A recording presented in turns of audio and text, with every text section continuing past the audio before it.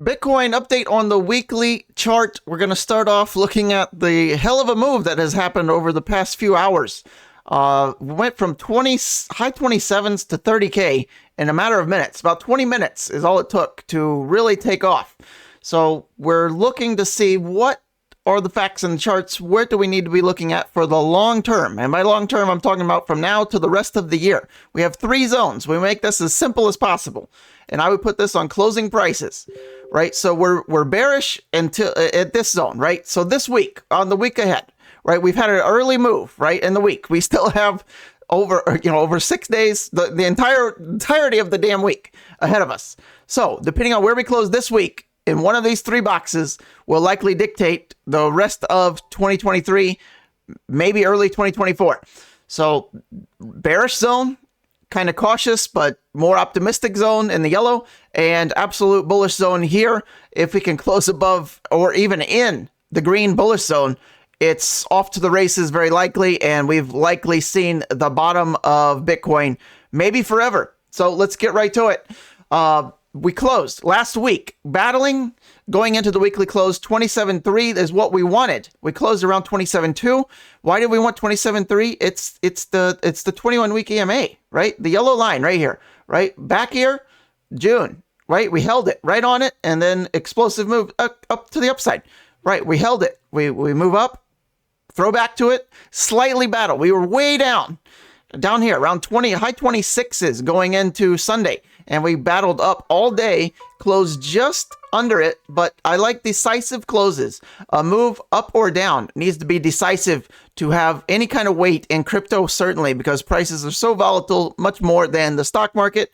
You want decisive closes above or below, or you can kind of give it the benefit of the doubt, and we're going to give it there. And not only that, you don't want to wait for just a close and then make your deciding factor. You want to see confluence the next candle, and so far, we're getting confluence of a close and a bullish close. Even though it was a battle, we're going to give it the benefit of the doubt to the bulls because we're seeing, in fact, the move back to the upside today.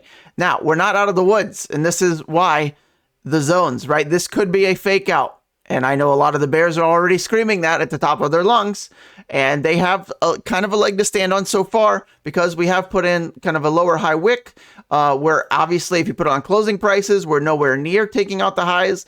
And now you can probably start to see why these zones exist here. So the bullish zone really starts just above 29, 29.2, 29.3, gets you into that green zone that would take out this high close. That would also confirm said double bottom back here. The hell's a double bottom? Well, it's right there. And it's not a double bottom until you take out this high. So we're looking to take that out. Double bottoms confirm after a new high is made, not at the bottom. A lot of people get that wrong and get burned. Double bottoms, double tops do not confirm. This is not a double top until this low is taken out. Right now we're kind of range bound still. You could argue that as well. There's a lot of arguments you can make, and justifiably. But for now, we have a potential double bottom, and it's still potential until 29.3 is taken out. If you see 29.3 closed, right, this is why we're on closing price. The line chart gets closes only. Closing above 29.3, for me, cements a bottom, a double bottom on the weekly from June low and again, early September lows. That would paint a double bottom on a weekly macro scale. Would likely tell me that the forever bottom is in for Bitcoin. We'd likely never see 25K again if we get a weekly close above 29.3 in the next handful of weeks. Ideally, this week would be fantastic.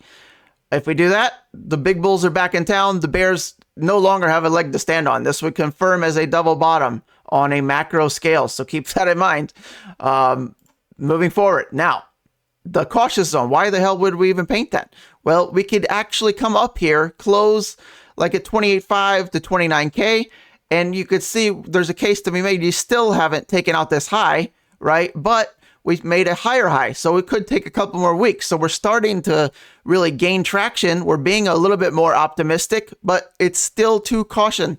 It's too much of a caution sign that we're making lower highs on the macro scale, right? You could still kind of maintain this epic downtrend that we're in, and we could in fact kind of hit this, roll over, and then still revisit this 25K or lower. So we're not out of the woods, but it's trying. We're trying. You just got to you just watch the charts. Forget the news. Watch the charts. They're going to tell you where the things get bullish and where things remain bearish.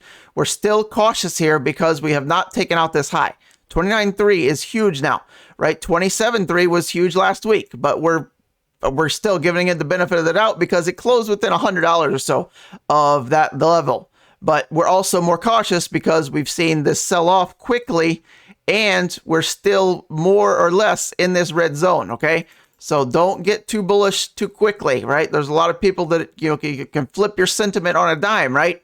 But pump the brakes, right? Pump the brakes and let's watch. Watch for the weekly close, 6 days, 10 hours. Which zone are we going to close in, right? Make a comment below and predict it now, right? We made a video when we were at 26 on Friday in our Telegram group. I predicted the prices we were at like 26.7.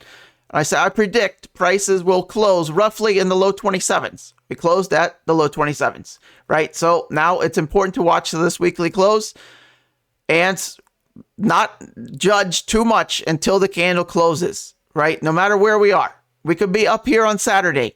Remain calm, right? Wait until the close. Okay. So I can't stress that enough. Wait until the close. Now, these boxes go until the end of the year. These likely will remain relatively concrete here on these price levels until the end of the year. So if you see between now, October, November, December, weekly closes inside of any of these boxes, they still remain there, right? So you just take a screenshot if you need to, right?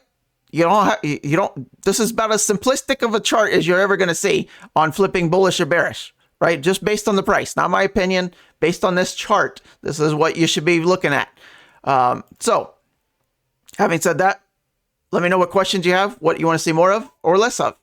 This is the weekly macro focus. So let's also just briefly, if you're still here, looking at the Heikin Ashi candles, right? Heikin Ashi candles show you the momentum. Bearish momentum, obviously red, and wherever the wick is, show you how big the momentum is. The candle body and the wick show you the momentum, right? A lot of bearish momentum. Now, how about the past 4 or 5 weeks? Have we had bullish or bearish momentum, right? It's bullish. Even last week, we were battling. We closed slightly bullish, but more of a tug of war last week, and now we're seeing the bulls play out much more bigly, right? Bullish momentum with the Heikin Ashi candles on the weekly, not to be ignored. Okay, so what are you going to do for Sunday, the rest of the week? We're going to watch how this weekly candle develops. We're going to see if we can get into one of these 3 zones. Watch, we'll end up painting right between them, right? You could extend these, right? You could extend these zones. So I know the smart asses out there are like, what if we land inside of them? What are we going to do then? Well, here you go.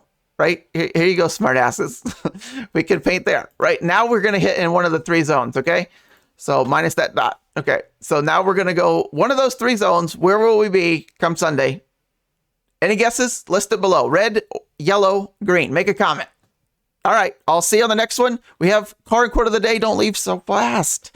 Right? Life is the art of drawing without an eraser. I actually like this one. Haven't heard that before. I like it. Card of the day. Any guesses? Someone out there's got it. If you said Koenigsegg, yeah, I'll give it to you. If you get the model, the make and model, right? If you get both of those, I mean, Car Guru, right? Koenigsegg Regera RS. It's one of the more famous Koenigsegg's. You're like the steering wheel's on the wrong side if you're in America. No, this is where they are for a majority of the world. America's on the opposite retarded side. All right, so that's just an epic kind of car, right? Millions of dollars, multiple millions if you want one nowadays. That's it. You're still here? The Bueller? All right, I'll see you on the next one. Have a great week. We have finally some volatility in Bitcoin. Wake up.